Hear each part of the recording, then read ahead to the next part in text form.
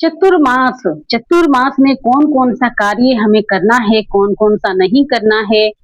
चतुर्मास में हमें भगवान विष्णु की 4 महीने की जो हमें परहेज है, 4 महीने कौन सा कार्य करना चाहिए, कौन सा नहीं करना चाहिए। ये चतुर्मास में किस भगवान की पूजा करनी चाहिए और क्या करना चाहिए, इसके बारे में हम सभी विस्तार से जानेंगे। चतुर्मास कब से शुरू हो रहा है? चतुर्मास तो ऐसे देवसेनी एकादशी से ही शुरू हो जाती है। लेकिन जो चतुर्मास की जो पूजा करने का जो और व्रत रखने का नियम होता है, वो पूर्णिमा के दिन से शुरू हो जाता है। पूर्णिमा के अगले दिन से चतुर्मास की हम व्रत और पूजा करने लगते हैं। व्रत करने का क्या नियम है, पूजा का क्या नियम है, चतुर्मास में हमें कौन-कौन से कार्य करना चाहिए, कौन-कौन सा नहीं करना चाहिए, तो इस वीडियो में जानेंगे। वीडियो में बने रहिए, तभी आपको जानकारी मिल पाएगी। सबसे पहले जानते हैं चतुर्मास 4 महीने की होती है। जैसे सावन शुरू होता है, सावन से लेके कार्तिक तक की ये 4 महीने की चतुर्मास बोली जाती है। देवसेनी एकादशी के दिन जो है भगवान योग निद्रा में चले जाते हैं और देव उठनी एकादशी के दिन भगवान योग निद्रा से उठते हैं। उन दिन उन्हें उन्हें उठाया जाता है। जभी से ही सारे कार्य शुरू हो जाते हैं।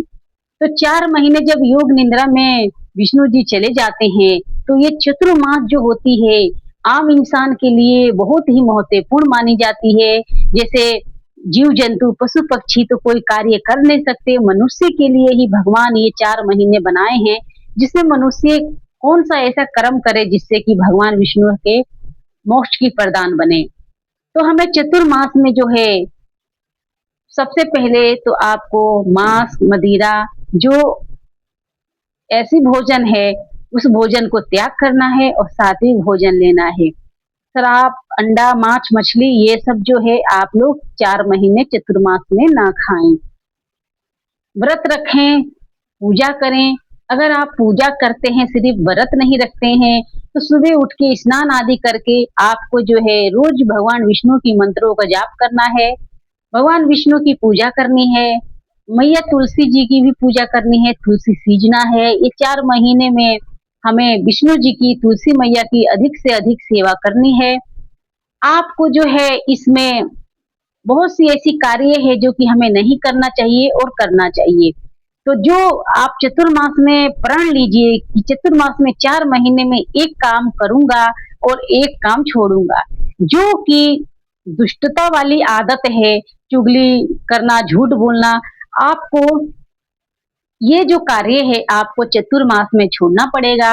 चतुर्मास में ये सब कार्य करने से, झूठ बोलना, चुगली करने से, किसी की निंदा करने से, किसी का आत्मसम्मान को ठेस पहुँचाने से आपके बहुत ही ज़्यादा पाप लगता है। तो ये कार्य आपको नहीं करना है। चतुर्मास में प्रण लीजिए कि आप निरंतर सुबह एक टाइम मंत्रों का जाप करेंगे, तो आप मंत्रों का जाप करिए।